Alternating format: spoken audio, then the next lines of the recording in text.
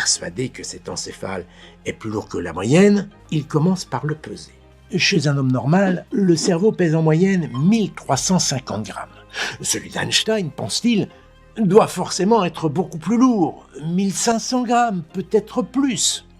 Il pose l'organe sur la balance, et là, surprise, elle n'affiche que 1230 grammes. Il est plus léger que la moyenne. Harvey n'en revient pas. Il en conclut que l'intelligence ne se mesure pas à la taille ni au poids d'un cerveau humain. Alors d'où vient-elle ? Il s'intéresse ensuite aux circonvolutions. Les circonvolutions, ce sont les replis sinueux du cortex cérébral. Ils sont délimités par des sillons plus profonds qui marquent la surface du cerveau. Le médecin va les photographier sous tous les angles.